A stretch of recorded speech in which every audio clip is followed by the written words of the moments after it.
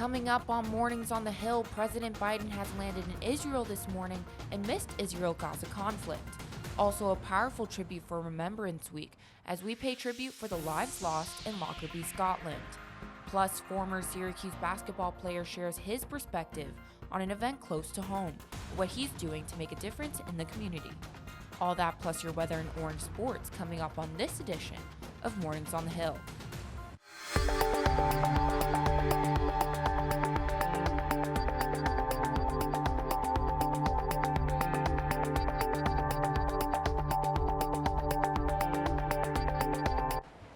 Good morning, I'm Patricia DeWong. Thanks for joining us for Mornings on the Hill.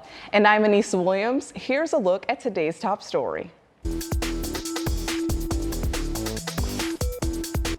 Our top story this hour, the Gaza conflict continues. The ongoing bloodshed has cost many lives and is reverberating around the world.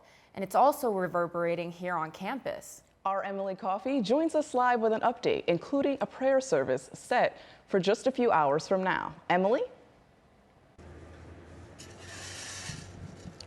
The Gaza conflict that began on October 7th has quickly become the most devastating of 5 Gaza conflicts for both sides.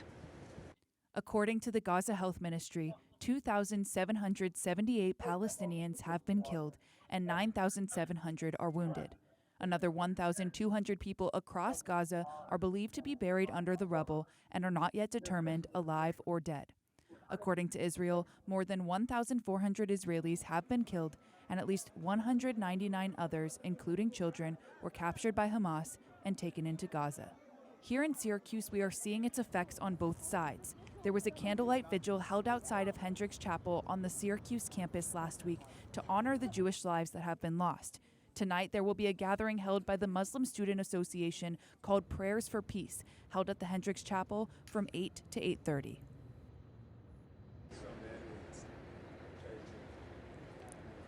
Secretary of State Anthony Blinken announced that Joe Biden is headed to Israel today. He is also expected to meet with authorities in Jordan and Egypt. Reporting live for Mornings on the Hill, I'm Emily Coffey. Back to you guys.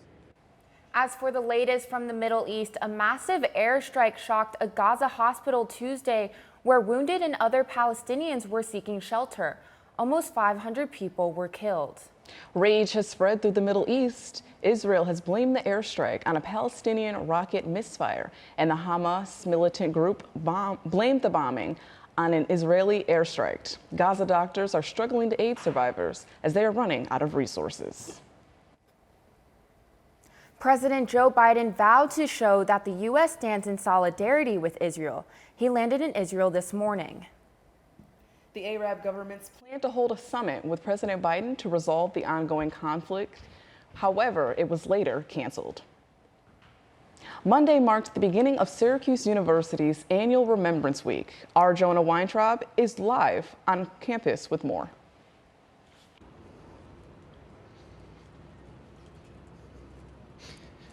Just a few minutes ago, SU's Remembrance Week continued as Remembrance scholars sat in solidarity to honor the victims of the 1988 Pan Am Flight 103 bombing. The tragedy claimed the lives of 270 people, including 35 Syracuse students. And since 2023 marks the 35th anniversary of the bombing, 1 year for each SU victim, this Remembrance Week carries even more weight. You may have already seen empty seats on the quad or window paintings in Shine to pay tribute to these students, but that's just the tip of the iceberg. As you can see here, there are plenty of events over the next few days. Tonight at 7, there's a screening of the documentary Seat 20D, followed by a Q&A with the director. Then tomorrow at 8, all are welcome to attend Celebration of Life, an evening of art to honor the victims of Flight 103. Remembrance Week culminates on Friday with the annual rose-laying ceremony right behind me at the Remembrance Wall. Right after this concludes, there will be a convocation for this year's Remembrance Scholars.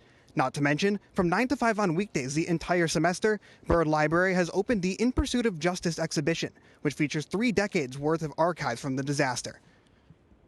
For more information regarding this week's events, you can visit remembrance.syr.edu. Reporting live from Mornings on the Hill, I'm Jonah Weintraub. Breast cancer patients in Central New York can receive financial help with medical and non-medical bills. Our Whitney Williams tells us how St. Agatha Foundation has assisted thousands of diagnosed women in their fights against breast cancer. Yes, Patricia. According to the National Library of Medicine, breast cancer treatment can range anywhere between $20,000 to $200,000, depending on a patient's stage of breast cancer. President of St. Agatha Foundation, Kathy Mezzalinga, says the organization's aim is to eliminate this financial burden of breast cancer so that patients can focus on their healing. So many of these women have childcare concerns or job security. So our goal is for the first person that they see is somebody who can tell them that they're going to be okay. We have the financial resources to help you. Mezzalinga says patients in need usually notify the hospital or doctor's office at which they are diagnosed. Patients are then referred to Cancer Connects, the prime organization that distributes the funds from St. Agatha Foundation. She says patients from any economic bracket or insurance status can receive financial assistance. Any medication they can't afford, treatment, surgeries, treatments, anything that they have to go through while they're undergoing treatment. And we also handle mortgages, gas bills, we give food appointments cards, we pay utilities, everything that they need. Breast cancer survivor Pamela Bullock was diagnosed 9 years ago during October, Breast Cancer Awareness Month. Stage 1 breast cancer. She says she received thousands of dollars from St. Agatha Foundation to cover her 6-week treatment. I had great insurance, but I still had those co-pays, which I had every single time I went for radiation. 6 weeks, that adds up to a lot of money. And with the St. Agatha grant, you didn't have to pay for a penny. They paid for it through this grant. Mezzalinga says St. Agatha has given away over $17 million locally to breast cancer patients. She encourages patients and their families to reach out for help. For Mornings on the Hill, I'm Whitney Williams. In the first round of voting on Tuesday, Republican Jim Jordan failed to secure the support needed to become House Speaker. The Democrats nominated Minority Leader Hakeem Jeffries. The next vote is set to take place this morning. Let's get a quick look at how the weather's doing today. Bailey Tucker's here to tell us more about it. Bailey? Thanks, Anissa. I am so happy to report that it's finally starting to feel like fall here in Syracuse. Right now, we're sitting in about the low 50s, but that should go up as the day goes on. Good news is the wind won't play a huge factor into today's forecast. You can see we're only seeing 5-mile-per-hour gusts, and that is not likely to change as the day goes by. I would advise bringing a jacket wherever you go today, and maybe some shades as well. I'll catch up with you all later, but for now, back to our lovely anchors. Coming up on Mornings on the Hill, a former Syracuse basketball player is now using his talents for a greater good. And the full scoop of Central New York's cold weather this week. Stay tuned for more from Mornings on the Hill. Time to check your weather for today. Bailey Tucker is in studio with a look at your full weather forecast. Bailey? Thanks, Patricia. It's still a little chilly out there at 51 degrees. Hoodie weather is officially here in Syracuse, and the people love to see it. Tomorrow will prove to be a tad warmer. As we move on, we will see the temperatures get all the way up to 65 in the afternoon. Unfortunately, we can't win it all, though, and it's still going to be a little cloudy out there. Put your sunglasses away because it's not a look anymore. By nightfall, it's going to plummet back down into the high 50s. I would advise some flannel sheets if that's your vibe. Looking into the weekend, it's going to be raining water and not men, so please don't leave your umbrellas at home. This is the perfect opportunity to curl up and watch your favorite Halloween movies. Temperatures won't be cold enough for snow, but I'd still bundle up. Monday, the rain appears to have gone away, but the temperatures are still pretty chilly. If you talk to your mom this weekend, she's going to insist you wear a jacket, so please just do it. Ladies, back to you. Former Syracuse basketball player John Bull Ajax continues to use his platform to give back to the community. Our Kalia Butler joins us live in the newsroom to tell us more. Former Syracuse basketball player Bol Ajak, who had 2 years left of eligibility left with the Orange, decided to take a step away from the sport and pursue his true passion of helping others, doing so here in the city of Syracuse. Just weeks ago, combining tragedy and charity by bringing the siblings of the two young boys, 17-year-old Dul Apet and 15-year-old Luth Mo, who were shot and killed by an Onondaga County deputy in a car they had stole earlier last month. Knowing what it's like to lose a loved one, Ajak said he wanted to give the family a glimpse of happiness. That's why I really got involved, to try to show them, like, how about the parents who are hurting? How about the siblings that lost their loved ones? Why are people thinking about them? This is so sudden. They were not prepared for this. Ajak and the families involved in the tragedy are all refugees from South Sudan, making the case especially important for him. Like, where we come from, like, we go through a lot to get to where we are, to come to America. Like, we've passed through a lot. The main reason we come to America is it's like our safe haven. Like, it's supposed to be safe. It's supposed to be where we come, pursue our opportunities and go back home and give back. But we can't afford to lose our kids or our brothers, our siblings to gun violence here. Ajak says he plans to continue his community outreach through his nonprofit, the Humble Fund, which he says he has created to bridge the gap between education and opportunity. For Mornings on the Hill, I'm Kalia Butler. An inspirational story of how one man made it to the highest level of sports. But it wasn't until later in life that he found his purpose. Sydney Supley joins us live. Sydney? Thank you, ladies. Pete Kirkendall has worn many hats in his lifetime, from former football All-American, Penn State national champion, NFL player, to now his two most important hats of all, being a father and psychologist to help others. Pete Kirkendall first started catching people's eyes when he was named the New York State Athlete of the Year. The awards did not stop there, as Pete played at Penn State, where in his senior year was named third-team All-American and helped the Nittany Lions win a national championship. Kirkendall was drafted by the Buffalo Bills in the 1988 draft, who then went on to play for the Saints for a year and later ended up walking away from football, feeling lost, until he met his wife, Renee, who encouraged him to go to a special needs summer camp. From that moment on, Pete's life was forever changed, as he now has a family of 6, some through birth, others through adoption, but all his own children. And when he's not in full dad mode, he has his own clinic where he is a licensed mental health counselor and life coach. Kirkendall tells me that he now strives to be the person he needed while playing sports. From Mornings on the Hill, I'm Sydney Supley. Back to you in the studio. Election Day is less than 3 weeks away, but there's still time to register to vote. The general election is set for Tuesday, November 7th, and the deadline is October 25th. Voters can pick up registration forms at local post offices, libraries, and town clerk offices for more information. You can visit ongov.net/elections. A 12th person has been charged in connection to the murder and kidnapping of a homeless man in Ithaca back in May. Police arrested 31-year-old Jonathan Glennon on Monday. The victim, 33-year-old Thomas Rath, disappeared from a homeless camp on May 20th and was found in a shallow grave 20 miles away. Police arrested 3 other people last week. We have a heartwarming story for you today. In the spirit of the fall season, our news reporter, Jaleese Leanne, joins us live in Central New York, where one family has turned a visit to their local pumpkin patch into a cherished yearly tradition. That's right, Anissa, where family tradition is common at Tim's Pumpkin Patch. The Wachowski families have been going there for many years.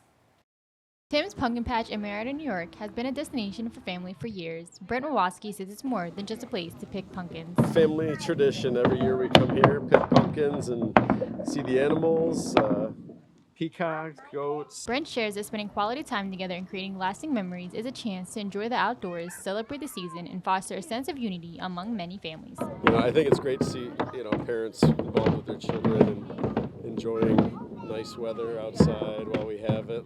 There are many activities at the patch that include picking your own pumpkins, eating apple blossoms, and getting lost in the corn maze. What a thrill to see families like the Wachowskis embracing the spirit of the season and making Tim's Pumpkin Patch a place for traditions. He hopes that other families will be inspired to create their own special moments before Tim's Pumpkin Patch leaves for the season. Jaleese Leanne, NCC News. For Mornings on the Hill, I'm Jaleese Leanne. Anissa, Patricia, back to you.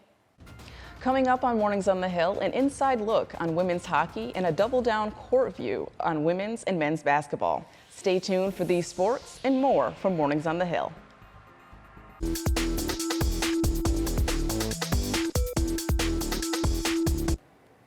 Syracuse football dropped another ACC football matchup against number 4 Florida State, 41-3 over the weekend at Doe Campbell Stadium. Quarterback Eric Schrader threw for only 99 yards, and quarterback Carlos Del Rio Wilson completed 2 passes for 28 yards. 6 different receivers caught a pass, but Damian Alford led the Orange with 37 yards, and Umari Hatcher had 36. Running back LaQuinn Allen Jr. picked up 127 yards. He had 110 rushing yards while catching 3 passes for 16 yards. Defensive back Justin Barron led the defense with 11 total tackles, including 1.5 sacks. Last week against the Tar Heels, Barron also put up double-digit tackles. He also broke up 2 passes from Florida State quarterback Jordan Travis. What a weekend for Justin Barron. Linebacker Derek McDonald had the other half of Barron's sack and had a career high of 10 total tackles. The Orange forced 2 of the 3 Florida State fumbles with Elijah Clark and Kevin Jobity Jr. Although the score may not reflect it, the Orange had things to be proud of. The Orange held the Seminoles without points in the red zone on one of their drives. This was the first time any defense has accomplished that this season. The Orange have struggled with penalties all season long, but had a season low of 2 penalties for only 8 yards. The Orange are back in Syracuse for their bye week before taking on Virginia Tech for a nationally televised game in Blacksburg on Thursday, October 26th. Game time is set for 7:30 p.m. at Lane Stadium on ESPN. Catch me there as I'll be reporting for ACC Network Extra and taking photos for Newhouse Sports. See you then. Mornings on the Hill sports reporter Griffin Della Penna has the Syracuse women's ice hockey recap. Take it away, Griffin. Madison, thank you very much. For the women's ice hockey season, it's in full swing right now, but for SU specifically, they're really starting to ramp up the level of competition in the non-conference slate. Syracuse played 3 games over this past week, going 1-2 during that stretch, and now bringing their overall record to 3-4 on the season. Following their home opening series against Merrimack at Tennedy Ice Arena, Syracuse then played a home-and-home series against in-state rival RPI. On Friday night against Rensselaer, Syracuse tied it up 2-2 in the second. The Engineers netted 2 goals in the final minute of the period and tallied 2 more for insurance in the final frame for the 6-2 win. Saturday afternoon was more favorable at home for SU.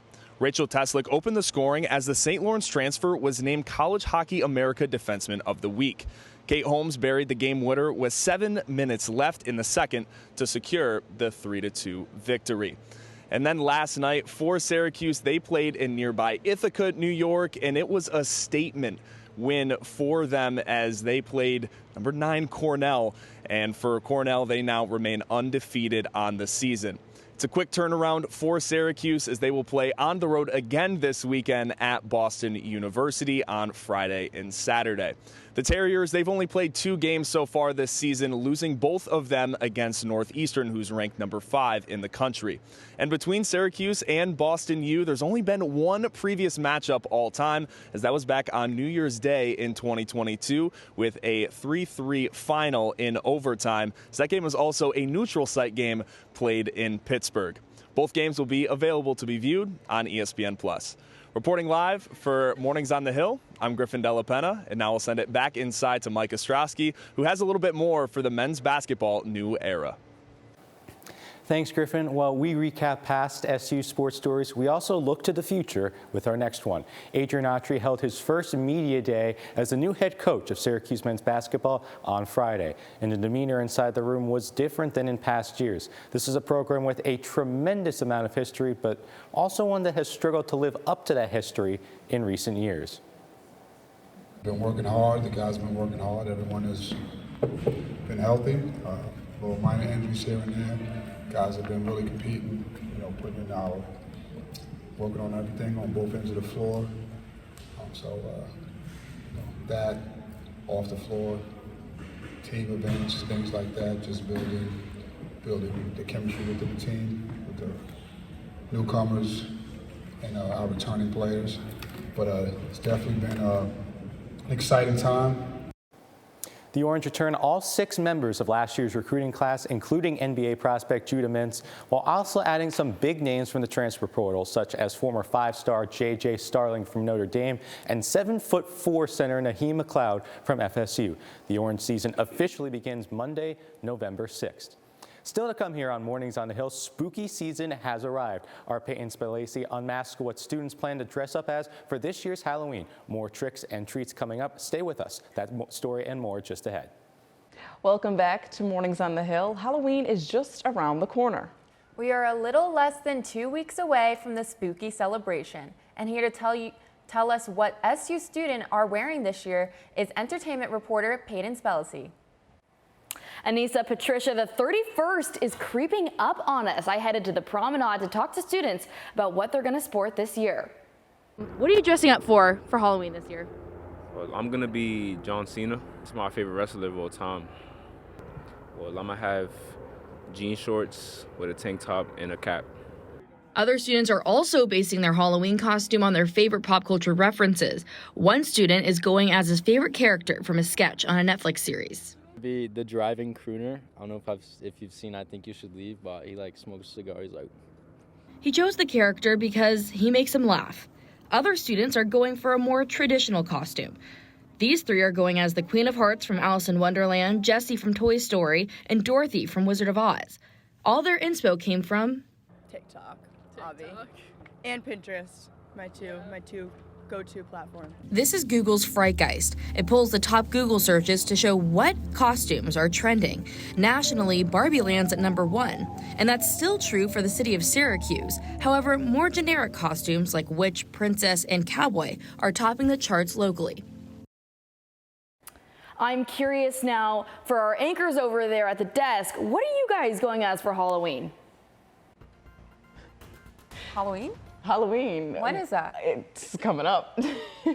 What do you plan on being for Halloween? I don't know if I'm going to be anything pretty sweet. That's it for Mornings on the Hill this morning. I'm Anissa Williams. Follow us on social media. I'm Patricia Wong. Thanks for watching Orange Nation. We'll see you next Wednesday and get your Halloween costumes ready.